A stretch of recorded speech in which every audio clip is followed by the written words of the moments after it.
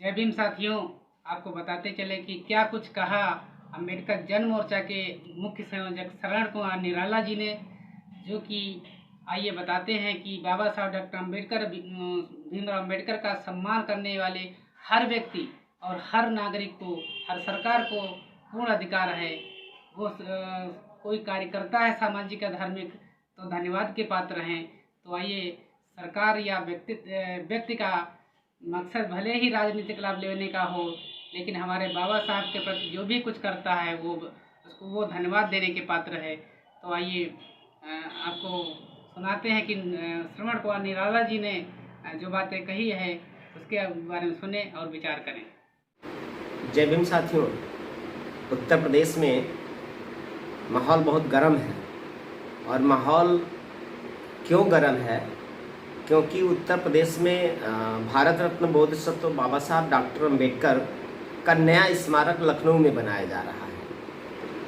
और सरकार कह रही है कि हम बाबा साहब डॉक्टर अम्बेडकर को सम्मान दे रहे हैं। उनके सम्मान में हम उत्तर प्रदेश में बाबा साहब डॉक्टर अम्बेडकर के नाम से स्मारक बना रहे हैं। स्मारक बन रहा बाबा साहब डॉक्टर अम्बेडकर के नाम पे और बाबा साहब के सम्मान में।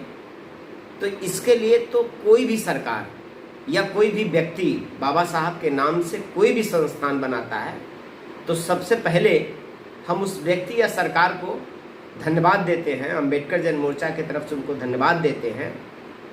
भले उनको जो ये काम कर रहे हैं, भले उनका राजनीतिक मकसद है, लेकिन उस राजनीतिक मकसद के पीछे उनका जो भी उद्देश्य छिपा है ये अलग एक मुद्दा है। लेकिन एक मुद्दा तो है ही है कि चाहे मजबूरी में ही, चाहे वो अपनी ज़रूरतों पे ही, चाहे दलितों को लुभाने के ही चक्कर में, लेकिन वो बाबा साहब डॉक्टर अम्बेडकर के नाम से संस्थान बना रहे हैं। बाबा साहब डॉक्टर अम्बेडकर को ये सम्मान दे रहे हैं। तो इस सम्मान के लिए हम उस सरकार या उस व्यक्ति को धन्यवाद दे रहे हैं।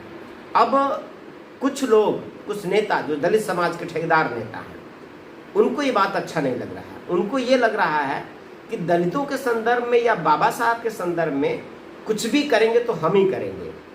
सच ये है कि उन्होंने भी जो पीछे काम किया तो इसी मकसद से किया कि जब हम बाबा साहब डॉक्टर अम्बेडकर के नाम से स्मारक बनाए रखेंगे या पार्क बनाए रखेंगे तो आने वाले दिनों में समाज हमको इस काम की वजह से याद करेगा। तो मकसद तो उनका भी राजनीतिक था, मकसद तो उनका भी अपने श्रेय लेने का था। तो आज अगर दूसरा भी कोई करता है तो वो भी श्रेय लेने के लिए काम करता है। उन्होंने भी श्रेय लेने के लिए काम किया था।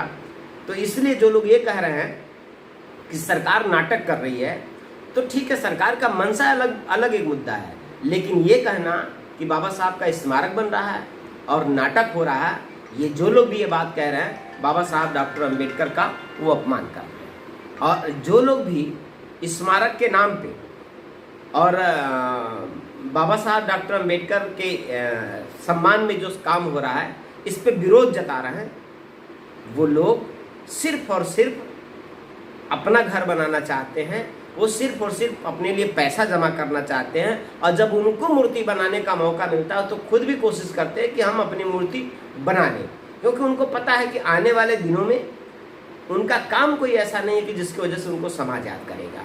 तो इसलिए अपने जीते जी अपनी मूर्ति तो लोग बनाना पसंद करते हैं, लेकिन बाबा साहब डॉक्टर अम्बेडकर का संस्थान या प्रतिमा स्थापित होने का विरोध करना बहुत संकुचित मानसिकता है, बहुत छोटी मानसिकता है। ऐसे छोटी मानसिकता के लोगों का भी हमें विरोध करना चाहिए जो लोग बाबा साहब डॉक्टर अम्बेडकर के स्मारक बनाए जाने की बात को नाटक कह रहे हैं। हम नहीं कहते कि बीजेपी बहुत अच्छी है या जो मुख्यमंत्री हैं बहुत अच्छे हैं। हमें भी पता है कि वो लोग बाबा साहब डॉक्टर अम्बेडकर के विचारधारा के खिलाफ काम करने वाले लोग हैं। वो लोग बाबा साहब डॉक्टर अम्बेडकर के संविधान के खिलाफ काम करने वाले लोग हैं। और हम लोग वैचारिक आधार पे कभी भी उनका समर्थन नहीं कर सकते, लेकिन मजबूरी में ही सही, क्योंकि उनको भी पता है कि हम बाबा साहब डॉक्टर अम्बेडकर को छोड़ करके, उनके नाम को या उनके समाज को छोड़ करके हम देश की राजनीति में नहीं बने रह सकते। तो आज बाबा साहब डॉक्टर अम्बेडकर की ताकत है, उनकी व्यक्तित्व की ताकत है कि वो मजबूर हुए हैं बाबा साहब डॉक्टर अम्बेडकर के नाम से स्मारक बनाने के लिए। मकसद उनका चाहे जो हो, लेकिन वो स्मारक बना रहे हैं बाबा साहब डॉक्टर अम्बेडकर का, इसलिए मैं उनको धन्यवाद देता हूँ।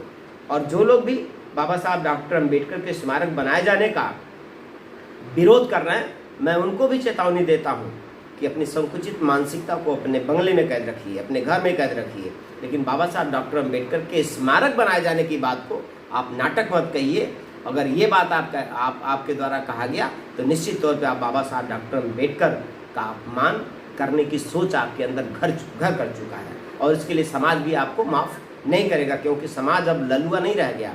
समाज समझ सकता है अच्छा क्या है, बुरा क्या है। समाज फैसला ले सकता है कि क्या करना है आगे के दिनों में। जो लोग हाथरस जैसी घटना, बलरामपुर जैसी घटना और सोनभद्र जहाँ दलितों का नरसंहार हुआ, जो लोग झांकने नहीं गए, वो कह रहे हैं कि बाबा साहब डॉक्टर अम्बेडकर के नाम पे स्मारक बन रहा तो नाटक हो रहा।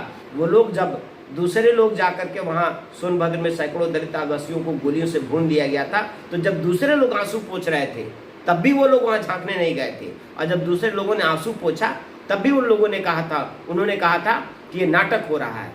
हम कह रहे हैं कि कोई मर जाता है या कोई बीमार रहता है, उसको 10 लोग देखने जाते हैं तो नाटक नहीं होता है, ये संवेदना होता है। और जिसके अंदर संवेदना नहीं है वो हर काम को नाटक बोलता है।